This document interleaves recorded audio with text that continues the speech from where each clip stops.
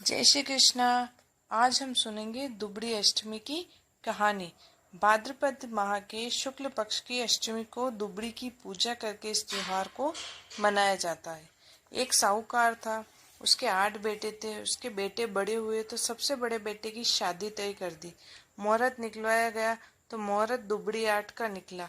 फेरों के समय उसे एक नाग आकर डस गया। इस प्रकार साहूकार के 7 बेटे इसी प्रकार फेरों में नाग के डस जाने से मारे गए। सबके मुहूर्त दुबड़ी आठम के ही थे। अतः जब 8वें बेटे की शादी तय हुई तो लड़की की बहन किसी गांव में रहती थी, उसे लेने गए। लेकर जब वापस आने लगे तो बहन को प्यास लगी। वह पानी पीने कुएं पर गई। वहां एक बूढ़ी डोकरी कुछ बना रही थी और बिगाड़ रही थी। बहन ने पूछा, तू कौन है और क्या कर रही?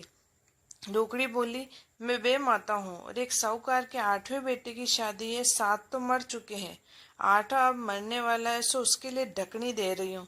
बहन ने पूछा, वो किसी तरह बच भी सकता है? तो बे माता ने कहा, हाँ, अगर उसके दूर पास की बहन बुआ जो दुबड़ी आटे की पूजा करती हो वह उल्टे उल्टे नेक करे, गाली निकाले, करड़ कोसे, अर्थात हर तरह के अपशकुन करे, और बारात में साथ जावे, तेली से तात लावे, कुमार से हांडी ढक्कन लावे और काचा करवा लावे, और फेरों में नाग डसने आवे, उसे काचे करवे में कच्चा दूध पिलावे, वो पीने लगे तब हांडी में बंद कर ढक्कन लगाकर तात से बांध ले तो ये काल की घड़ी टल सकती है। बस फिर क्या था, बहन उसी समय से चालू हो गई। गालियां बकती बकती भाई के पास पहुंची। भाई ने कहा, बहन तू गई तब तो अच्छी थी, अभी तुझे क्या हुआ? आई तो गालियां बक रही है, कोई भूत प्रेत तो नहीं लग गया? राम राम करते घर पहुंचे। भाई का बाण बैठने लगा तो बहन ने कहा, इस करम फुटे का बाण चौकी पर न बिठाकर सिल्ला पर बैठाऊंगी। जिद करने लगी तो बाण सिल्ला पर बिठाया। भाई की निकासी होने लगी तो बहन कहने लगी, इसकी निकासी हवेली के पीछे की दीवार से ही कराओ, सामने से नहीं कराने दूंगी। सबने खूब समझाया पर बहन गालियां बकने लगी, जिद करने लगी, तो फिर पीछे हवेली के उधर से ही निकासी करवाई। तभी सामने का दरवाजा गिर गया। सबने कहा, भाई को बहन ने बचा लिया, नहीं तो आज मर गया होता। अब बहन ने कहा, मैं बारात में साथ चलूंगी। सभी ने समझाया कि औरतें बारात में नहीं जाती और तू इस तरह गालियां बकेगी तो अच्छा भी नहीं लगेगा। पर बहन नहीं मानी, साथ गई। रास्ते में विश्राम के लिए बारात बड़ के पेड़ के नीचे रुकने लगी तो बहन कहने लगी, इस करम फुट्टे की बारात पेड़ के नीचे नहीं ठहरने दूंगी, धूप में विश्राम करो। सबने समझाया पर वह नहीं मानी। तंग आकर धूप में ही बारात ठहराई। तभी पेड़ टूटकर आ गिरा। सब बाराती कहने लगे, यह कुछ जानती तो है, अभी पेड़ के नीचे न जाने कितने आदमी मर जाते। समधी के द्वार पर बहन ने जिद की कि पीछे के द्वार पर तोरण करो।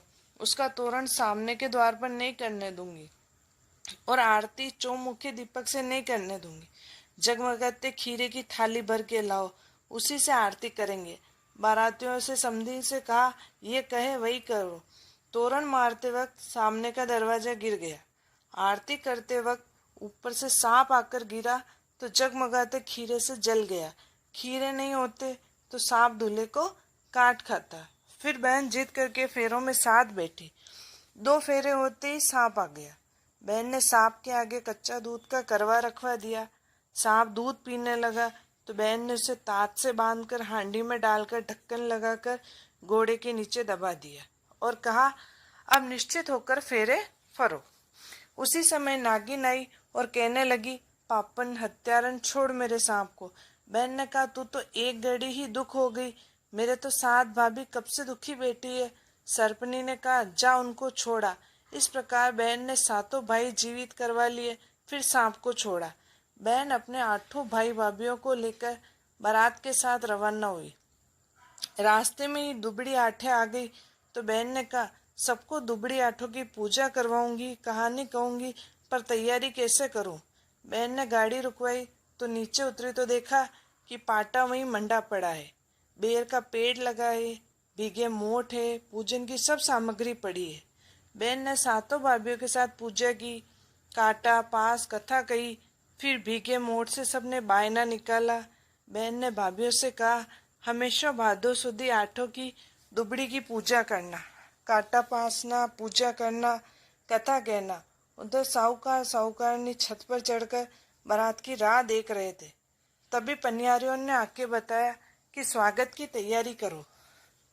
तेरी बेटी भाई भाभीयों को लेकर आ रही है। साहूकार साहूकारनी बोले, ताने मारती हो या मजाक करती हो? पनियारियों ने कहा, हम सच कह रहे। स्वागत होती बहन ने कहा, माँ मैं चली अपने गांव। माँ ने कहा, बेटी कुछ दिन अपनी भाभीयों के साथ रहो। तो बहन ने कहा, माँ पूत पालने में, साई सेज में, गाय कवाड़े में, भैंस बाड़े में, छाछ बिलौने में और दूध चूल्हे पर छोड़कर दौड़ी दौड़ी चली आई थी। मेरे काम बहुत है, मैं रुक नहीं सकती। भाइयों ने बहुत कुछ देखकर ससुराल पहुंचा दिया। दुबड़ी आठे माता ने उनका भला करा, वैसे ही सबका करना। कहानी कहने वाले सुनने वाले का भी